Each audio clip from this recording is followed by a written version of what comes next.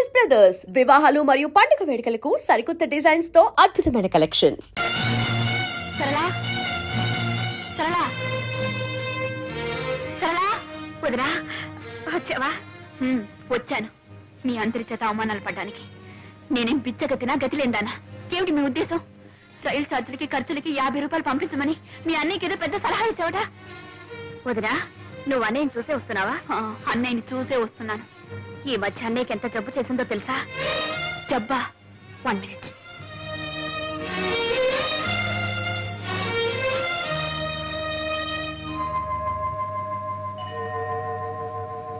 మూడు రోజుల వరకు మాకే తెలీదు. మందు మాకు తిండి తిప్పలు లేకుండా ఇంట్లోనే కూర్చున్నాడు. సింహం వచ్చి చెప్తే వెళ్ళి తీసుకొచ్చి డాక్టర్కి చూపించావు. ఎక్స్రేలు టెస్టులు అన్నీ చేయించావు. నీకు తెలియదు వదినా, నువ్వు లేని లోటు అన్ని మొహంలో స్పష్టంగా కనపడేది. ఆయనకి సగం జబ్బదే.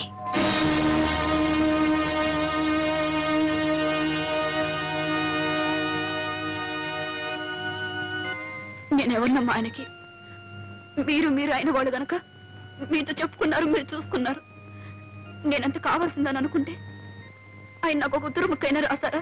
పోనీ నువ్వైనా రాసావా? అన్నయ్య రాశాడే. రాశారు. అందరే నేను అందరికి పరాయిదని అయిపోయాను, ఎవరికి అక్కర్లేదని అయిపోయాను. అసలే ఆ డాక్టర్ పేరేంటి? కృష్ణమూర్తి. చూడమ్మా, భర్తకు భార్య డాక్టరు, నర్సు, మందులు అన్నీ. అలా ఉండాల్సిన నువ్వు వెళ్ళి పుట్టింట్లో కూర్చున్నావు. నాకు ఆయనకు సుస్థిగా ఉందని తెలియదు డాక్టర్. తెలుసుంటే వెంటనే వచ్చేసేదాన్ని. సరేలేమ్మా, మందులు ఇచ్చాంగా, అవి ఏమాత్రం పనిచేసినా పర్వాలేదు. లేకపోతే అప్పుడు ఆలోచిద్దాం తర్వాత ఏం చేయాలి. లేదు డాక్టర్, నాకేదో భయంగా ఉంది.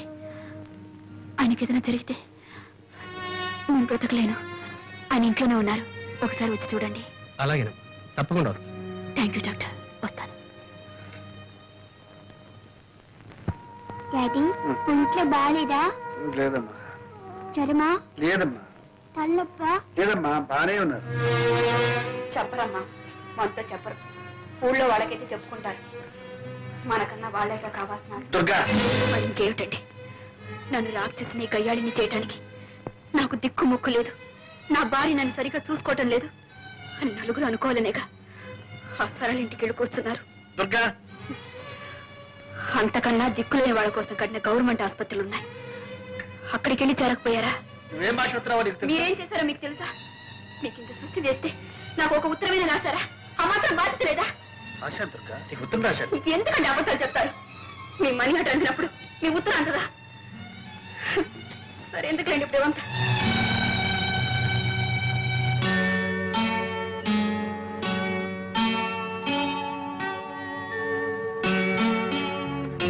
మమ్మీ, డాడీకి తలనొప్పిగా ఉందంట.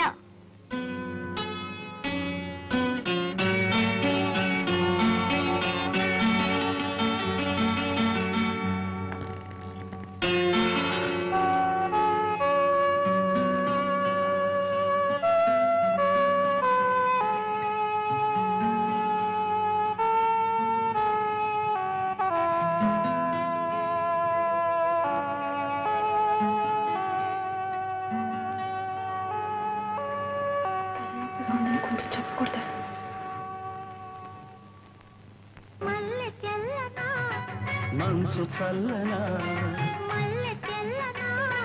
మంచు చల్లనా, మమత వెచ్చనా, మధుర భావన, అన్ని కలిసి ఉన్న మనసు చేయు అర్పణ, అనురాగ దేవతార్చన, అనురాగ దేవతార్చన.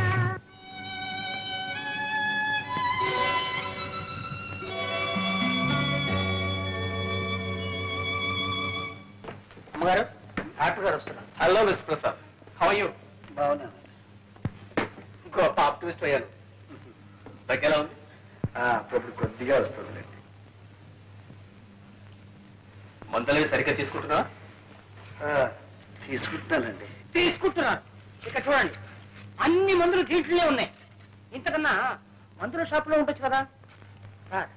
ఇతరకంటే ఇతర నాన్నగారు మంచి మనిషి. నేను ఏం చెప్పినా వెంటనే వినేవారు. రేపు మీకు జబ్బు రాబోతుంది, ఇవాళ్లే మందు తీసుకోండి అంటే వెంటనే తీసుకునేవారు. నవ్వా డాక్టర్ గారు, చిన్న బాబుకి మొండితన ఎక్కువ.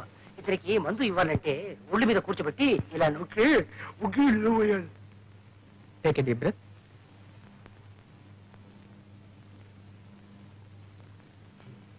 ఎలా ఉంది డాక్టర్? ఓసారి ఇలా రామ్మా. వస్తాను mister Prasad. Thank you doctor.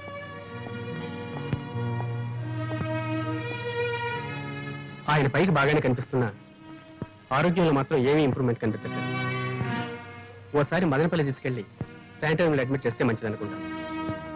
అక్కడ క్లైమేట్ ఆయన హెల్త్ చాలా హెల్ప్ చేస్తుంది. అలాగే డాక్టర్, వెంటనే తీసుకెళ్తాను. Very good. వస్తానమ్మా.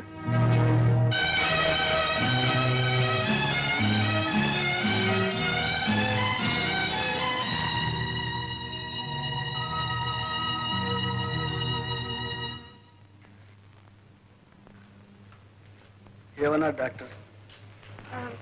మదనపల్లి తీసుకెళ్ళమన్నారు. ఈ డాక్టర్లకు చూపించడమే పొరపాటు. ఏదో ఒకటి చెప్తుంటా. ఈ సళ్ళకి అంతకన్నా పని లేదు. వద్దమ్మాట కొద్దీ డాక్టర్ని పంపిస్తాను.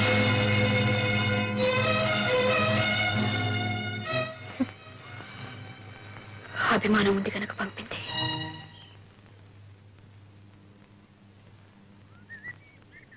చూడు బాబు, ఇది హైదరాబాద్ చేరాల్సిన ఉత్తరం. నేనెవరో తెలియక ఇందులో పడేశారు. చాలా రోజుల నుంచి ఇది మా ఇంట్లోనే ఉంది. ఇది వాళ్ళకి ఇచ్చే. ఇలా ఏమన్నా నేను పోస్ట్ చేస్తాను. శ్రీమతి దుర్గా ప్రసాద్.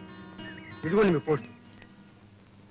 అమ్మా, ఈ గాజులు. అవునండి, పిల్ల పెరిగిపోయింది. దాని చేతికి గాజులు పట్టడం లేదు. పైగా స్కూల్కి వెళ్తుంది. ఈ రోజుల్లో పిల్లలకు బంగారు గాజులు వేసి స్కూలుకు పంపాలంటే ప్రాణానికి ప్రమాదం. నిజమే. దొంగలకి ఎలా తెలుస్తుంది బంగారం ఇతడు? ఎత్తడైనా బంగారం అయినా ప్రాణాలు తీస్తారు బంగారం అనుకుని. కానీ మాకు తెలుస్తుందిగా, మేమెలా మోసపోతాం? ఏమిటండి మీరు అనేది? ఈ గాజులు ఇక్కడ కొన్నవేగా? ఇక్కడ కొన్నాయా? నువ్వు కొన్నావా? ఇదేం రోడ్డు గోల్డ్ షాప్ అనుకున్నావా? చూడడానికి టిప్ టాప్ గా ఉన్నావు, మోసం చేద్దాం అనుకున్నావా? ఆ పప్పులు మా దగ్గరే ఉడకవు. చూడు, ఇప్పుడు పోలీసుని పిలిపిస్తే నీ చేతికి బేడీలు పడతాయి. ఇంకెక్కడా చూపించుకో.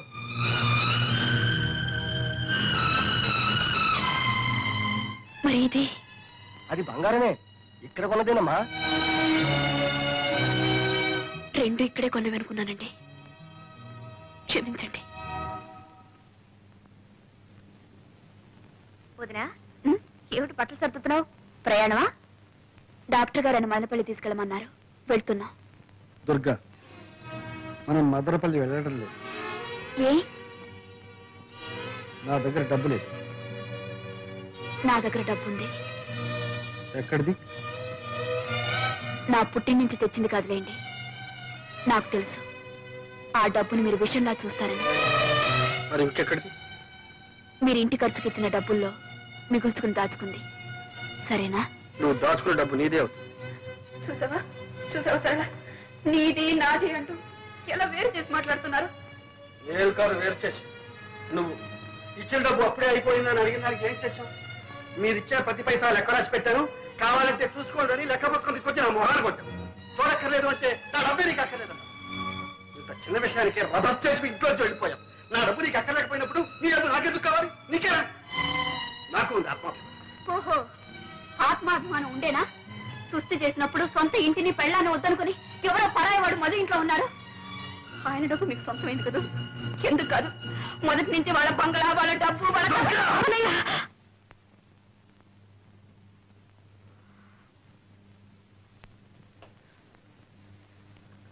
ఏమిటిది? మీరు ఇలా కీచులాడుకుంటుంటే నాకు సిగ్గుగా ఉంది. అడగవే, ఆయన అడుగు.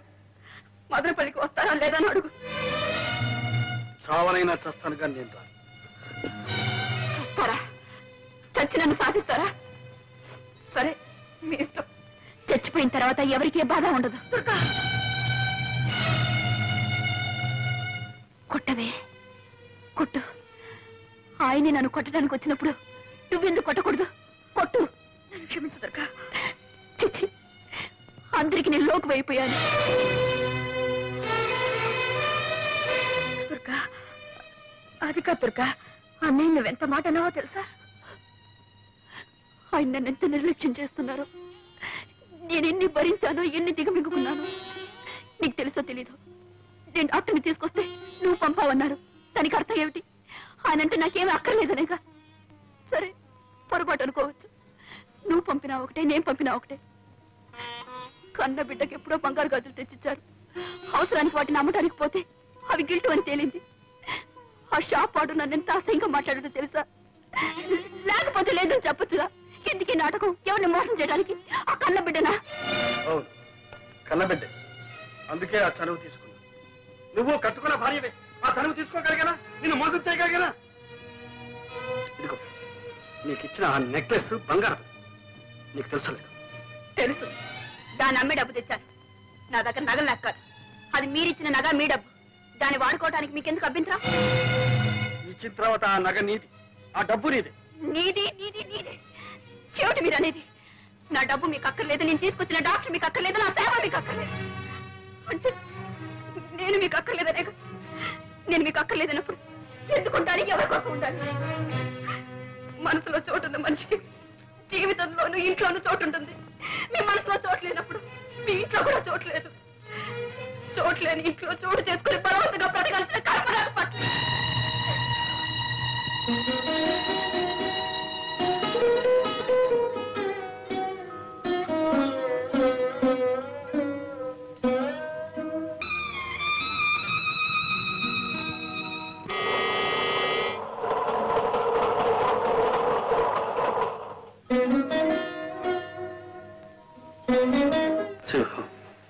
చిన్నబాబు, అది హైదరాబాద్ వెళ్ళే రైలు కదా? అవును, అది నా గుండెల మీదకి వెళ్తుంది. దుర్గా ఆ రైల్లోనే వెళుతుంది. రైలు తిరిగి వస్తుంది. దుర్గా ఎందుకని చిన్నబాబు రాదు. దుర్గా పిలిస్తే నేనెందుకు వెళ్ళలేదు? అందుకే మనసు విరిగిన మనిషి, మరణించిన మనిషి మళ్ళీ రావడం అసంభవం.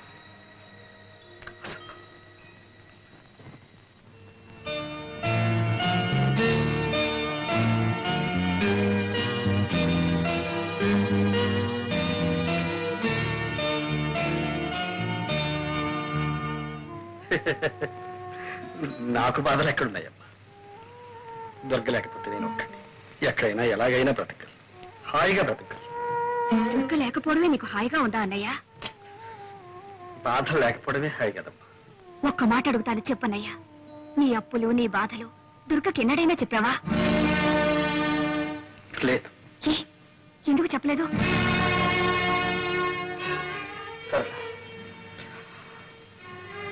మొగుడిని ప్రేమించడం వేరు, అర్థం చేసుకోవడం వేరు. దుర్గకు ప్రేమించడమే తెలుసు, అర్థం చేసుకోవడం తెలియదు. ఆమెకి అది చేత కాదు. అలాగని ఆమెకేమీ చెప్పకుండా అన్నీ దాచుకున్నావు. నీ కష్ట సుఖాలు చెప్పలేదు, నీ ఇష్టాయిష్టాలు చెప్పలేదు. నువ్వేం చేస్తున్నావు, ఎలా సంపాదిస్తున్నావు, ఎంత సంపాదిస్తున్నావో ఆమెకి తెలియదు. చివరికి నీ వినోదం కోసం నువ్వే చక్రపాణి అన్న సంగతి కూడా ఆమెకి తెలియకుండా దాచుకున్నావు. ఇన్ని దాచుకున్న భర్తను ఏ భార్య అయినా ఎలా అర్థం చేసుకుంటుంది? అతని బాధల్ని ఎలా పంచుకోగలుగుతుంది? అన్నయ్య, దొరికేలా కావడానికి నువ్వే కారణం. నిజమేనమ్మా, అన్ని దాచుకున్నాను, మింగుకున్నాను. 4 ఏళ్ళు తన అర్థం లేని ఆత్మాభిమానాన్ని, అహంకారాన్ని సహించాను, భరించాను. సొంతలు విడిచిపెట్టి అద్దె గుంపుకు వచ్చినప్పుడే చెప్పారు, మీ పుట్టింటి నుంచి ఏమీ తెప్పించుకోవద్దు. వినదా? ఎన్నిసార్లు అన్నది? మీకు వీలు కాకపోతే చెప్పండి, నా పుట్టింటి నుంచి తెప్పించుకుంటాను. ఎన్నిసార్లు నా పేదరికాన్ని గుర్తు చేసింది. ఆ బాధ నీకు తెలియదమ్మా. తను ఏ ఆట ఆడినా, ఏ పాట పాడినా నేను కాదలేదు. ఇల్లే అమ్ముకున్నాను, అప్లై చేశాను, ఏం చేశాను? నన్ను సుఖపెట్టడానికి, సంతోషపెట్టడానికి ప్రయత్నించాను. నా స్థితి తనకు మాత్రం తెలియదా? ఏం చేస్తున్నారు, ఎక్కడి నుంచి తెస్తున్నారని ఒకసారి అడిగిందా? ఫ్రిడ్జ్ అని, టీవీ అని, కనీసం ఇన్స్టాల్మెంట్ లో కావాలని అన్ని పెంచుకుంటూ పోయి, తెచ్చిస్తే తీసుకునేది, తెచ్చకపోతే తెప్పించుకుంటాను అని. అలాంటి దాంతో ఏం చెప్పమంటావు, ఏం చేయమంటావు? అయిపోయి నా ఓపిక కూడా ఓకే. నేను వాళ్ళ కాదు. అన్నయ్య, ఇన్నాళ్ళు నా మనసు ఒంటి స్తంభం మేడల ఒక్క దుర్గపైనే ఆధారపడి తను వెళ్ళిపోయింది. అది కాస్త కూలి.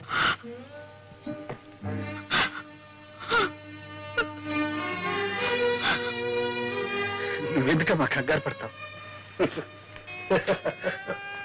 నేను చచ్చిపోతాను అనుకుంటున్నావా? నో, లేదా నేను అంత తేలిగ్గా చచ్చిపోలే. నేను గనకపోతే నాకున్న బాధలన్నీ అనాథలై, అందుకే నేను పోను. అమ్మా కవిత, మీ డాడీ రాలేదేమమ్మా? మా డాడీకి ఒకటి జ్వరం, తలనొప్పి. ఏ డాడీ కొంట్లో బాగాలేదా? అవును తాతయ్య. మరి మమ్మీ నువ్వు వచ్చేసరే? మా డాడీ మమ్మీ పోట్లాడుకున్నారు, ఇక రానని వచ్చేసింది. ఓహో అలాగమ్మా, నీకేం భయలేదమ్మా. డాడీ దగ్గరికి నేను పంపిస్తానుగా. వెరీ గుడ్ తాతయ్య. వెరీ గుడ్, నువ్వు వెళ్ళి ఆడుకోమ్మా. ఏమిటండి ఇది?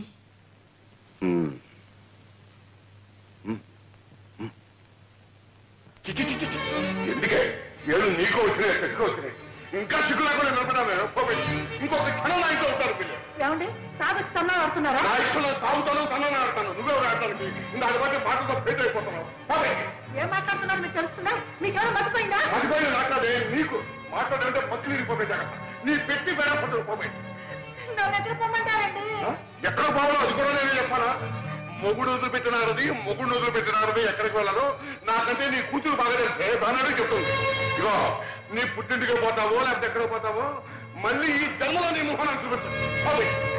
మొగుడంటే ఇల్లంటే ఒక గౌరవం ఉండదు. ఏమిటే పెద్ద శ్రీరంగ నీతులు చెబుతున్నావు? నేను మగాడిని, నీ మొగుడిని. నా అవసరాలు నాకుంటాయి, అవన్నీ నీతో చెప్పాలా? నాకు అర్జెంటుగా 1,00,000 రూపాయలు కావాలి. పోయి పుట్టింటికి వెళ్ళి తీసురా. ఉన్నాయి కానీ ఈ అప్పకు లక్షలు కోట్లు. అయ్యో ఏమిటండి కర్మ? మా నాన్న ఏమని అడుగుతానండి? అడిగితే మీరంత చులకలైపోతారు. పుట్టిన నుంచి డబ్బు తెస్తే మీ మర్యాద ఉంటుందండి. మర్యాద ఏమిటే మర్యాద?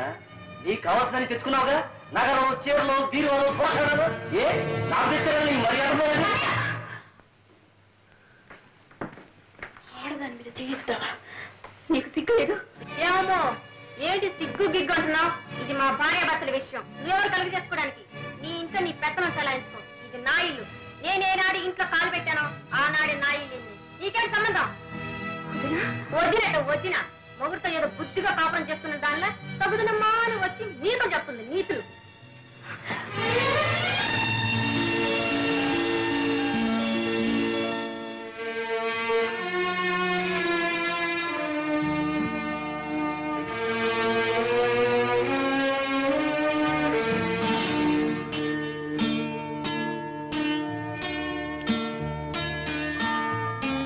శ్రీమతి దుర్గా ప్రసాద్.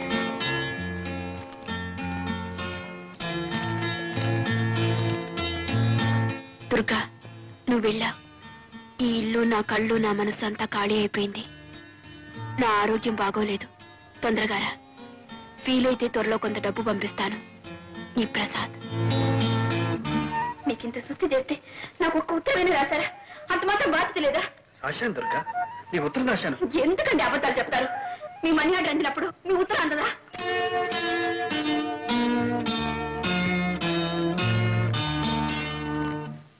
దాంపత్య జీవితం మధురాతి మధురంగా మలుచుకోవాలంటే ప్రతి భర్త, ప్రతి భార్య ఒక్కసారి కాదు 100 సార్లు చదవాలి చక్రపాణి గారి ఆత్మార్పణని. భగవద్గీత ఎన్నిసార్లు చదివినా ప్రతిసారి అంతో ఇంతో కొత్త అర్థం గోచరిస్తుంది, కొత్త ఆనందం కలిగిస్తుంది. అలాగే ఆత్మార్పణ నవల చదివితే అలాంటి ప్రయోజనమే కలుగుతుంది. మహిళా మండలి అధ్యక్షురాలు శ్రీమతి యశోధర గారికి ఈ ఆత్మార్పణ మొదటి ప్రతిని ఇవ్వటం చాలా సముచితంగా ఉంది. చక్రపాణి గారు కూడా 2 మాటలు చెప్పాలి.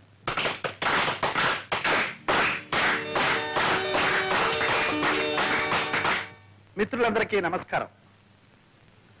ఒక రచయితని గాని, కళాకారుణ్ణి గాని తను చేసిన ప్రయోగాల గురించి తననే మాట్లాడమనడం అంత న్యాయం కాదు. ఎందుకంటే అతనేదైనా చెప్పదలుచుకుంటే అతని రచనలే చెబుతాయి కాబట్టి. మరేదైనా కొత్త సమస్య తలెత్తితే మరో కొత్త రచన పుట్టుకొస్తుంది, అంతే. సెలవు. దుర్గా, నిజమేనా? చక్రపాణి మీ ఆయన? మీరిద్దరు తోడు దొంగతుమ్మా, సంతాలు కూడా చెప్పకుండా అమ్మ దుర్గా, నాతో కూడా చెప్పలేదు, అంత దాచుకున్నావు. ఉండండి అత్తయ్య. ఇంత గొప్ప రచయిత భర్త కావడం ఎంత అదృష్టమో తెలుసా? అరే, ఆయన పుస్తకాలు 3 సార్లు చదివాను. చక్రపాణి మా బావగారని తెలిస్తే ఒక్కొక్కటి 6 సార్లు చదివి ఉండేవాడమ్మా. ఆనాడు కింద భూమి పైన ఆకాశం తప్ప ఏమీ లేని దరిద్రుడు అన్నావు. ఇప్పుడు సంతోషంగా చాలా సంతోషంగా ఉందండి.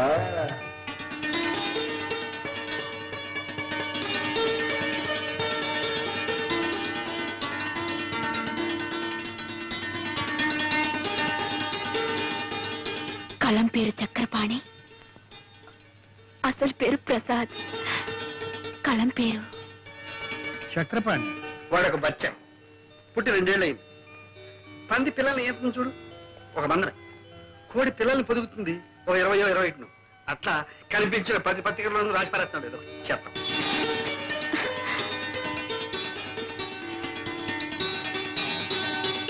ఆత్మార్పణకు మరో పేరేనా చెల్లి సర్. చెల్లి సరళకు అంకితం.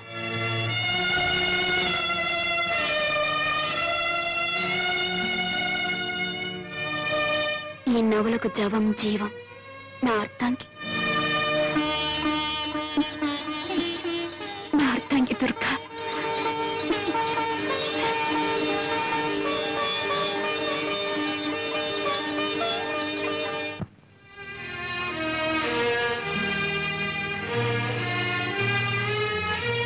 సరళ వదినా వచ్చావా? అవును సరళ, సరాసరి నీ దగ్గరికి వచ్చేసాను. నీ అన్నయ్య దగ్గరికి వెళ్ళాలంటే నాకెందుకో జంకగా ఉంది. చాలా ఆలస్యంగా వచ్చావు వదినా. అన్నయ్య నీకు శాశ్వతంగా దూరం అయ్యే వరకు నువ్వు పట్టించుకోనే లేదు. సరళ ఏమైంది? సరళ ఏమైంది? కంగారు పడకు. నాకంతా అయోమయంగా ఉంది సరళ, ప్లీజ్ ఏమైంది? నువ్వు వెళ్ళిపోయిన తర్వాత అన్నయ్య ఎంత కష్టంలో ఇరుక్కున్నాడో తెలుసా? సేఠ్ ఎందుకు గొడవ? అరే అమ్కి అప్పు వసూలు చేయడానికి రావడం గొడవ. మీరు కోర్టుకి రాకుండా మనిషి పత్తా లేకుండా పోతే అది గొడవ కాదు. సామాను జప్తు చేయడానికి వస్తే అంతా అమ్మ గారిది అయ్యా గారిది కాదు అని మీ వాడు మీదికి దూకితే అది గొడవ కాదు. అది కాదు సేఠ్, వాడు చెప్పిందంతా నిజం. ఇక్కడ నువ్వేవీ నవ్వు మర్యాదగా జప్తు చేయనిస్తారా? సరే సరే, అది నాది కాదు ఇది నాది కాదని మడత పేజీలు పెడితే రేపు ఈ పాటికి అరెస్ట్ వారెంట్ తెచ్చి అతన్ని జైల్లో దోయించేస్తాను. నువ్వు నా చిన్నబాబుని జైల్లో కూర్చోబెడుతున్నావా? ఎలా పెడతావో చూస్తావు. నేను చూస్తాను. ఏం చూస్తావు? సింహం నువ్వు ఊరుకో. సెచ్చి ఈ నగలు తీసుకొని నీ బాకీ కింద జమ కట్టుకోండి. అమీనాజీ అదండి పోదాం.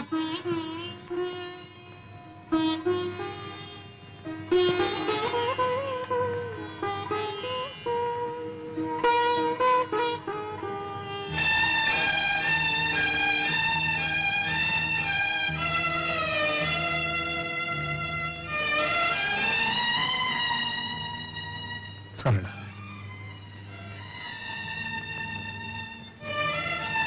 తీర్చగల రుణాన్ని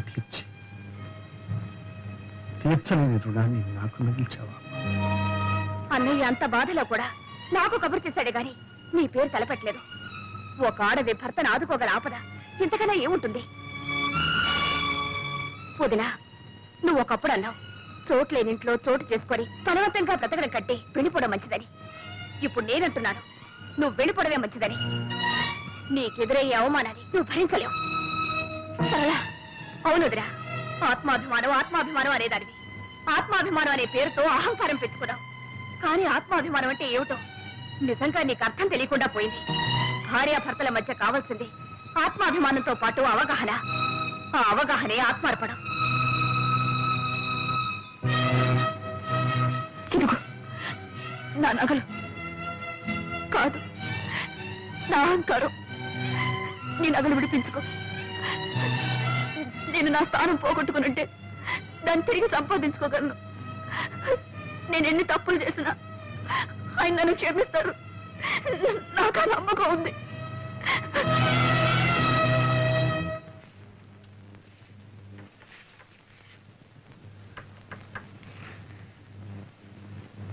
కవిత, నువ్వు ముందు వెళ్ళమ్మా.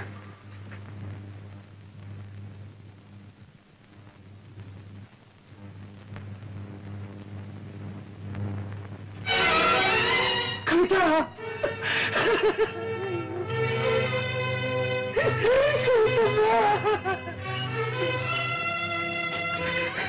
అమ్మ రాలేదమ్మా.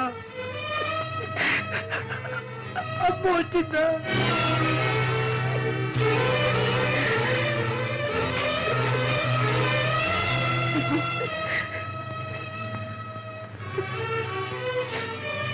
ఇప్పుడు వచ్చి ఏం ప్రయోజనం అమ్మగారు?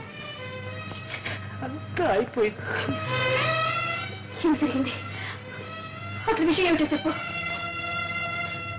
విషయం ఏముందమ్మా, ఒకటే విషయం. జీవితంలో ఆఖరి నాటకం ఆడిపోతున్నానని చెప్పి చిన్నబాబు వెళ్ళిపోయానమ్మా.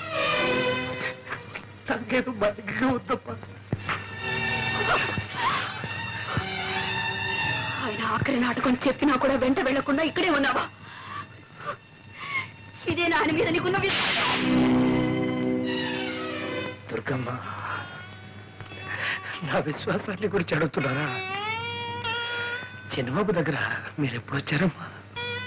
నా తర్వాతేగా. అతని గురించి మీకేం తెలుసమ్మా? ఆయన ఆఖరి నాడని అన్నదానే అల్లాడిపోయారే. ఆ మాట విన్నప్పుడు నేను ఎలా భరించగలనమ్మా? గుండె బద్దలైపోయింది. నా మనసు మొత్తుబడి రాయిలా ఇక్కడ పడున్నా. భగవంతుడే అతన్ని కాపాడాలి.